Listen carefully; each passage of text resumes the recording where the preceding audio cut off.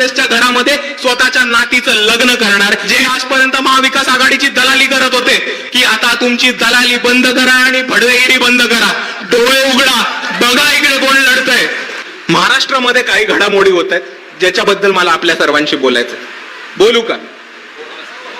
मला फक्त तुमच्या सर्वांचं 2 मिनिटासाठी लक्ष पाहिजे. नीट ऐकून घ्या, नीट समजून घ्या आणि मग त्याच्यावरती आपण पुढे चर्चा करू. चालेल? तर सगळ्यात पहिली गोष्ट, 6 उद्धव बाळासाहेब ठाकरे शिवसेनेचे खासदार, निवडून आलेले खासदार हे भाजपमध्ये गेले शिंदे सेनेच्या मार्फत. 12 आमदार जायच्या मार्गावरती आहेत अशा बातम्या येत आहेत.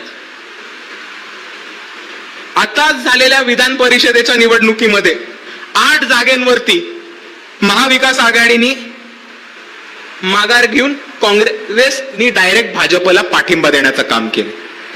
त्याच महाविकास आघाडीच्या जे आता भाजपचे बिनविरोध 8 निवडून आले, त्याच उमेदवारांपैकी एक उमेदवार, निवडून आलेले उमेदवार हे सुप्रिया सुळेंचे समधी व्याही लखानी म्हणून आहेत, ज्यांना महाविकास आघाडीने बिनविरोध निवडून आणलं.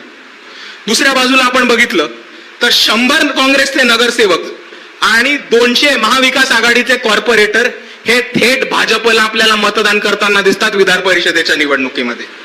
आणि मित्रांनो, मी ज्या ह्या गोष्टी सांगतोय त्या मागच्या 2-4 वर्षाच्या नाही सांगत आहे.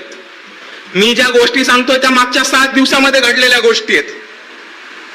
आणि माझा आपल्या सर्वांना अजून एकच प्रश्न आहे की आपण काँग्रेसला, शिवसेनेला, एनसीपीला मतदान देतो, पण आपल्या मतदानाचा जर फायदा काय जर आपलं मतदान घेऊन उद्या ही लोक भाजपमध्ये जाऊन बसणार असतील? मित्रांनो, तुम्ही एक गोष्ट समजून घ्या. 8 खासदार जनतेच्या मतदानावरती निवडून आलेले उबाटाचे शिंदे सेनेत जातात. काँग्रेसचे महाविकास आघाडीचे MLCचे विधान परिषदेचे 8 उमेदवार माघार घेतात आणि थेट भाजपला मदत करतात.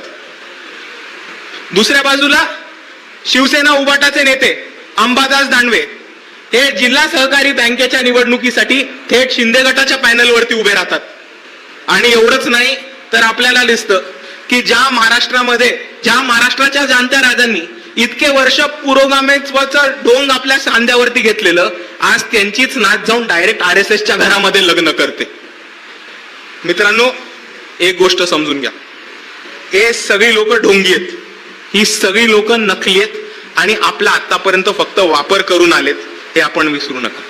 एका बाजूला आपल्याला भाजपची भीती दाखवतात, एका बाजूला आपल्याला संविधानाचं रक्षण करू सांगतात, दुसऱ्या बाजूला आम्ही आरक्षण वाचवू सांगतात आणि वंचिताची भूमिका घेऊ असं सांगतात, आणि मग डायरेक्ट भाजपशी जाऊन मदत करतात, भाजपशी युती करतात, भाजपला वोटिंग करतात, आणि जे हे 3 नाही करत ते डायरेक्ट भाजपच्या घरामध्ये स्वतःच्या नातीचं लग्न करून टाकतात. आणि ही परिस्थिती समजा. आणि मला सांगा की आता बी टीम कोण आहे? मला सांगा, बी टीम कोण आहे? काँग्रेस. एक गोष्ट समजून घ्या मित्रांनो, जनतेच्या मतांवरती निवडून आलेले 6 आमदार आणि 6 खासदार जेव्हा डायरेक्ट भाजपमध्ये जातात तेव्हा फसवणूक कोणाची केली आहे? जनतेची. दुसऱ्या बाजूला जेव्हा जनतेच्या मतांवरती निवडून आलेले काँग्रेसचे नगरसेवक, महाविकास आघाडीचे नगरसेवक भाजपला मतदान करतात तेव्हा फसवणूक कोणाची केलेली आहे? जनतेची. दुसऱ्या बाजूला अंबादास दानवे साहेब, जे इतके वर्ष उबाटाचा झेंडा घेऊन फिरत होते, शिंदे सेनेला मिंदे वगैरे म्हणत होते, आज ते स्वतः मिंदे होऊन शिंदेच्या पॅनलवरती उभे राहिलेत. यांनी फसवलं कोणाला? तर जनतेला. आणि त्याच्याहून महत्वाचं मित्रांनो, इतके वर्ष स्वतःला महाराष्ट्राचं पुरोगामी नेतृत्व म्हणून घेतलं, इतके वर्ष इकडच्या जनतेला शिव शाहू फुले आंबेडकर समजून सांगायचा प्रयत्न केलं, इतके वर्ष स्वतःला महाराष्ट्राच्या पुरोगामी चळवळीचं नेतृत्व म्हणून घेतलं, आणि शेवटच्या टप्प्याला जर तुमच्या घरातलं लग्न हे एका RSS आणि भाजपच्या घरात होत असेल तर तुम्ही फसवलंय कोणाला? तर महाराष्ट्राच्या जनतेला.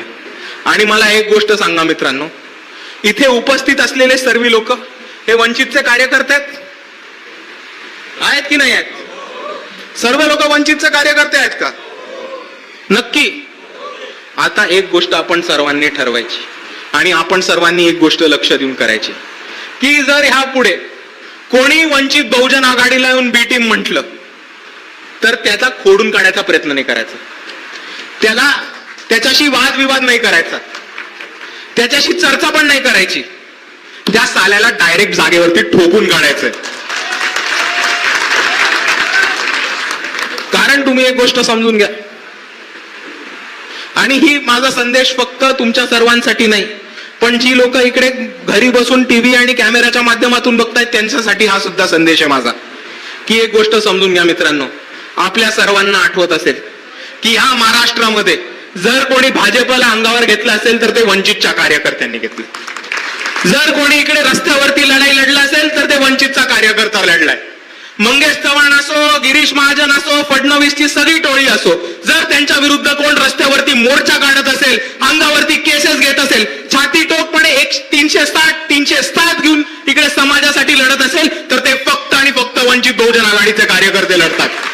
या महाराष्ट्रामध्ये भाजपला कोणी विरोध करत असेल, RSS ला कोणी अंगावर घेत असेल आणि RSSच्या कार्यालयावरती कोणी मोर्चा काढण्याची हिंमत काढत असेल तर ते फक्त आणि फक्त वंचित बहुजन आघाडीचे कार्यकर्ते करतात.